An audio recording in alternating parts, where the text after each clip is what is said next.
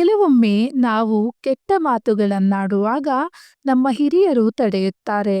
ಬಿಡ್ತು ಅಂತ ಹೇಳು ಎಂದು ಒತ್ತಾಯಿಸಿದ ಅನುಭವ ನಿಮಗೂ ಆಗಿರಬಹುದು.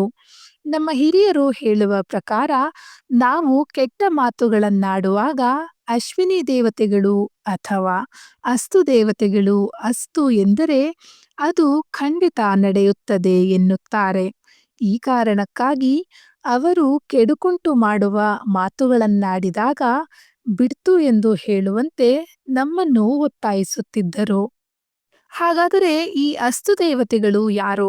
ಇವರು ಅಸ್ತು ಅಂದಾಕ್ಷಣ ನಾವು ಆಡಿದ ಮಾತುಗಳು ನಿಜವಾಗುತ್ತದೆಯೇ ಎಂಬುದರ ಬಗ್ಗೆ ಸಂಪೂರ್ಣ ಮಾಹಿತಿಯನ್ನ ತಿಳಿಸ್ಕೊಡ್ತೀನಿ. ಅದಕ್ಕೂ ಮುಂಚೆ ಇನ್ನೂ ಯಾರಾದರೂ ನನ್ನ ಚಾನಲ್ನ ಸಬ್ಸ್ಕ್ರೈಬ್ ಮಾಡಿಲ್ಲ ಅಂದರೆ ಪ್ಲೀಸ್ ನನ್ನ ಚಾನಲ್ನ ಸಬ್ಸ್ಕ್ರೈಬ್ ಮಾಡ್ಕೊಳ್ಳಿ.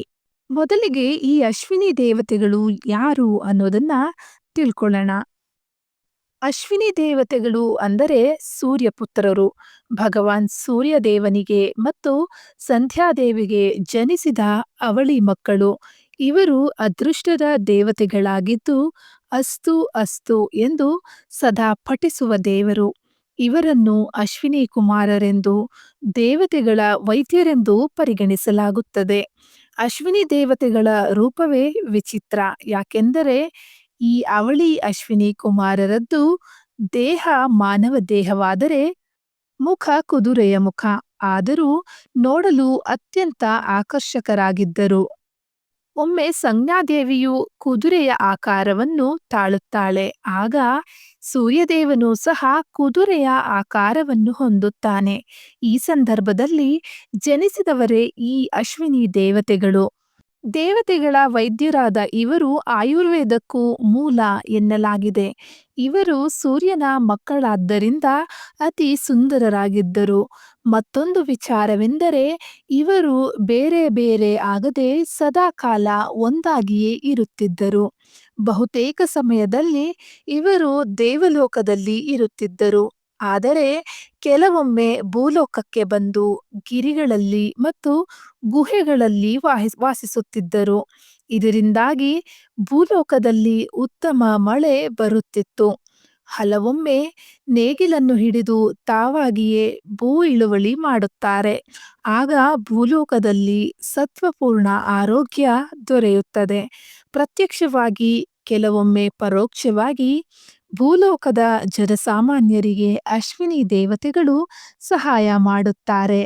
ದೇವತೆಗಳಲ್ಲಿ ಅಶ್ವಿನಿ ಕುಮಾರರೇ ಅತಿ ಚಿಕ್ಕವರು. ಇವರ ಬಳಿ ಸುವರ್ಣಯುತ ರಥವಿದೆ. ಕೆಲವೊಮ್ಮೆ ರಥಕ್ಕೆ ಹಂಸಗಳನ್ನು ಬಳಸುತ್ತಿದ್ದರು.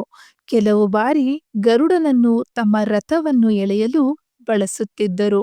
ಇನ್ನು ಕೆಲವು ಬಾರಿ ಕತ್ತೆಗಳನ್ನು ಬಳಸುತ್ತಿದ್ದರು. ಈ ರೀತಿ ಸಮಯವನ್ನು ಆಧರಿಸಿ ಜನಸಾಮಾನ್ಯರ ಅಗತ್ಯತೆಗೆ ಅನುಕೂಲವಾಗುವಂತೆ ತಮ್ಮ ರೀತಿ ನೀತಿಯನ್ನು ಬದಲಿಸಿಕೊಳ್ಳುತ್ತಿದ್ದರು. ತಮ್ಮನ್ನು ನಂಬುವವರನ್ನು ಸರಿದಾರಿಯಲ್ಲಿ ನಡೆಸುವುದಕ್ಕೆ ಇವರು ತಮ್ಮ ಶಕ್ತಿಯನ್ನು ಬಳಸುತ್ತಿದ್ದರು. ಇನ್ನು ನಾನಾಗ್ಲೇ ಹೇಳ್ದಾಗೆ ಅಶ್ವಿನಿ ದೇವತೆಗಳ ದೇಹ ಮಾನವ ದೇಹವಾದರೆ ಮುಖ ಕುದುರೆಯ ಮುಖ. ಹಾಗಾದ್ರೆ ಅಶ್ವಿನಿ ದೇವತೆಗಳಿಗೆ ಕುದುರೆ ಮುಖ ಬರಲು ಕಾರಣವೇನು ಅನ್ನೋದನ್ನ ತಿಳ್ಕೊಳ್ಳೋದಾದ್ರೆ, ಒಮ್ಮೆ ಸೂರ್ಯದೇವನ ಪತ್ನಿಯಾದ ಸಂಧ್ಯಾದೇವಿಯು ಸೂರ್ಯದೇವನ ತಾಪವನ್ನು ತಾಳಲಾರದೆ ಸಂಕಷ್ಟಕ್ಕೆ ಸಿಲುಕಿಕೊಳ್ಳುತ್ತಾಳೆ. ಇದನ್ನು ನೋಡಿದ ಸೂರ್ಯದೇವನು ತನ್ನ ತಾಪವನ್ನು ಕಡಿಮೆ ಮಾಡಿಕೊಳ್ಳಲು ಮುಂದಾಗುತ್ತಾನೆ. ಆಗ ಸಂಧ್ಯಾದೇವಿಯು ಸೂರ್ಯದೇವನು ನನಗಾಗಿ ತನ್ನ ತಾಪವನ್ನು ಇನ್ನೂ ಕಡಿಮೆ ಮಾಡಿಕೊಂಡರೆ ಜಗತ್ತಿನಲ್ಲಿರುವ ಎಲ್ಲ ಜೀವರಾಶಿಗಳಿಗೆ ಅಪಾರ ಕಷ್ಟಗಳು ಉಂಟಾಗುತ್ತವೆ ಎಂದು ಯೋಚಿಸಿ ಹಿಮಾಲಯ ಪರ್ವತದತ್ತ ಸ್ವಲ್ಪ ವಿಶ್ರಾಂತಿಯನ್ನು ಪಡೆದುಕೊಳ್ಳಲು ಹೋಗುತ್ತಾಳೆ. ಅಲ್ಲಿ ಯಾರಿಗೂ ಗುರುತು ಸಿಗದ ಹಾಗೆ ಕುದುರೆಯ ಅವತಾರವನ್ನು ತಾಳಿ ಹಿಮಾಲಯದ ತಪ್ಪಲಿನಲ್ಲಿ ವಿಹರಿಸುತ್ತಿರುವಾಗ ಸೂರ್ಯದೇವನು ಕುದುರೆಯ ರೂಪದಲ್ಲಿ ಇರುವ ಸಂಧ್ಯಾದೇವಿಯನ್ನು ಗುರುತಿಸಿ ತಾನು ಕೂಡ ಕುದುರೆಯ ರೂಪವನ್ನು ತೆಗೆದುಕೊಳ್ಳುತ್ತಾನೆ. ಅಶ್ವಗಳ ಅವತಾರದಲ್ಲಿ ಇವರಿಬ್ಬರ ನಡುವೆ ನಡೆದ ಮಿಲನದ ಸಂಕೇತವಾಗಿ ಜನಿಸಿದವರೇ ಈ ಅಶ್ವಿನಿ ದೇವತೆಗಳು. ಇನ್ನು ಅಶ್ವಿನಿ ದೇವತೆಗಳು ಸಂಚಾರ ಮಾಡುವ ಸಮಯ ಯಾವುದು ಅಂತ ತಿಳ್ಕೊಳ್ಳೋಣ. ಮುಸ್ಸಂಜೆ ಸಮಯವನ್ನು ಅಂದರೆ ಸೂರ್ಯ ಮುಳುಗುವುದಕ್ಕಿಂತ ಮೊದಲು 24 ನಿಮಿಷಗಳನ್ನು ಅಶ್ವಿನಿ ದೇವತೆಗಳ ಸಮಯವೆಂದು ಪರಿಗಣಿಸಲಾಗುತ್ತದೆ. ಈ ಸಮಯದಲ್ಲಿ ಅಶ್ವಿನಿ ದೇವತೆಗಳು ಚಿನ್ನದ ಕುದುರೆಯಲ್ಲಿ ಸಂಚಾರವನ್ನು ಮಾಡುತ್ತಾರೆ ಎನ್ನುವುದು ನಂಬಿಕೆ.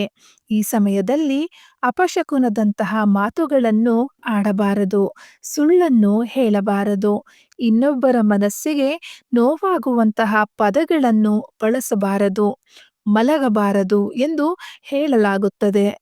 ಅಶ್ವಿನಿ ದೇವತೆಗಳು ಅಸ್ತು ಅಸ್ತು ಎಂದು ನುಡಿಯುತ್ತಿರುತ್ತಾರೆ. ನಾವು ಒಂದು ವೇಳೆ ಅಪಶಕುನ ಮಾತನಾಡಿದಾಗ ಅವರು ಅಸ್ತು ಎಂದರೆ ಅದು ಖಂಡಿತ ನಡೆಯುತ್ತದೆ ಎನ್ನುವ ಕಾರಣಕ್ಕಾಗಿಯೇ ಯಾವಾಗಲೂ ನಾವು ಒಳ್ಳೆಯದನ್ನೇ ನೆನೆಯಬೇಕು ಮತ್ತು ಒಳ್ಳೆಯದನ್ನೇ ಮಾತನಾಡಬೇಕು. ಅಶ್ವಿನಿ ದೇವತೆಗಳು ಸಂಚಾರ ಮಾಡುವಂತಹ ಈ ಸಮಯದಲ್ಲಿ ಸ್ನಾನ ಅಥವಾ ಕೈಕಾಲು ಮುಖವನ್ನು ತೊಳೆದು ಶುದ್ಧರಾಗಿ ಮನೆಯ ದೇವರ ಕೋಣೆಯಲ್ಲಿ, ತುಳಸಿಯ ಬಳಿ ಹಾಗೂ ಇನ್ನೂ ಕೆಲವರು ಮನೆಯ ಹೊರಗೆ ದೀಪವನ್ನು ಹಚ್ಚಿ ಪೂಜೆಯನ್ನು ಮಾಡುತ್ತಾರೆ. ಅಶ್ವಿನಿ ದೇವತೆಗಳ ಸಂಚಾರದ ಸಮಯದಲ್ಲಿ ತುಪ್ಪದ ದೀಪವನ್ನು ಬೆಳಗಿ ಪ್ರಾರ್ಥನೆ ಮಾಡಿದರೆ ಅವರು ನಮ್ಮೆಲ್ಲ ಕಷ್ಟಗಳನ್ನು ದೂರಾಗಿಸುತ್ತಾರೆ. ಜೀವನದ ಪ್ರತಿಯೊಂದು ಹಂತದಲ್ಲೂ ಯಶಸ್ಸು, ಸಂತೋಷ ಮತ್ತು ಸಮೃದ್ಧಿಯನ್ನು ಕರುಣಿಸುತ್ತಾರೆ ಹಾಗೂ ಜೀವನದ ಪ್ರತಿಯೊಂದು ಹಂತದಲ್ಲೂ ಏಳಿಗೆಯನ್ನು ಹೊಂದುತ್ತಾರೆ ಎನ್ನುವ ನಂಬಿಕೆ ಇದೆ. ಇನ್ನು ನೀವು ಅಂದುಕೊಂಡ ಕೆಲಸಗಳು ಆಗಬೇಕು ಮತ್ತು ಸಾಂಸಾರಿಕ ಜೀವನವು ಚೆನ್ನಾಗಿರಬೇಕು ಎಂದರೆ ಪ್ರತಿಯೊಬ್ಬರೂ ಕೂಡ ಈ ಒಂದು ಸಮಯದಲ್ಲಿ ಅಶ್ವಿನಿ ದೇವತೆಗಳು ಸಂಚಾರ ಮಾಡುವ ಸಮಯದಲ್ಲಿ ನಾನು ಇಲ್ಲಿ ಹೇಳುವ ಈ ಒಂದು ಮಂತ್ರವನ್ನು ಹೇಳಿ ಸಂಕಲ್ಪವನ್ನು ಮಾಡಿಕೊಂಡರೆ ಸಾಕು. ಅಶ್ವಿನಿ ದೇವತೆಗಳ ಅನುಗ್ರಹದಿಂದ ಅಂದುಕೊಂಡ ಕೆಲಸಗಳು ನೆರವೇರುತ್ತದೆ. ಇನ್ನು ಜೀವನದಲ್ಲಿ ವಿಪರೀತ ಕಷ್ಟಗಳನ್ನು ಅನುಭವಿಸುತ್ತಿದ್ದರೆ ತೊಂದರೆಗಳಿಂದ ಮುಕ್ತಿಯನ್ನು ಹೊಂದಬೇಕು, ಜೊತೆಗೆ ಆರೋಗ್ಯ ವೃದ್ಧಿಯಾಗಬೇಕು, ಎಲ್ಲ ಶುಭ ಫಲಗಳು ಪ್ರಾಪ್ತಿಯಾಗಬೇಕು ಎಂದರೆ ಮುಸ್ಸಂಜೆ ವೇಳೆ ಅಂದರೆ ಸೂರ್ಯ ಮುಳುಗುವುದಕ್ಕಿಂತ ಮುಂಚಿತವಾಗಿ 24 ನಿಮಿಷಗಳನ್ನು ಬಂಗಾರದ ಸಮಯ ಎಂದು ಹೇಳಲಾಗುತ್ತದೆ. ಈ ಒಂದು ಸಮಯದಲ್ಲಿ ಅಶ್ವಿನಿ ದೇವತೆಗಳು ಸಂಚಾರವನ್ನು ಮಾಡುತ್ತಿರುತ್ತಾರೆ. ಈ ಒಂದು ಸಮಯವನ್ನು ಪಂಚಾಂಗದಲ್ಲಿ ನೋಡಿಕೊಳ್ಳಬೇಕು. ಈ ಸಮಯದಲ್ಲಿ ದೇವರಿಗೆ ತುಪ್ಪದ ದೀಪವನ್ನು ಹಚ್ಚಿ ಸಂಕಲ್ಪವನ್ನು ಮಾಡಿಕೊಂಡು ಅಶ್ವಿನಿ ದೇವತೆಗಳಿಗೆ ಸಂಬಂಧಪಟ್ಟ ಈ ಒಂದು ಮಂತ್ರವನ್ನು ಪಠಿಸಿದರೆ ನಿಮಗೆ ಇರುವಂತಹ ಕಷ್ಟಗಳು ದೂರವಾಗುತ್ತದೆ. ಆ ಶಕ್ತಿಶಾಲಿಯಾದ ಮಂತ್ರ ಹೀಗಿದೆ: ಓಂ ಶ್ರೀ ಅಶ್ವಿನೈ ನಮಃ.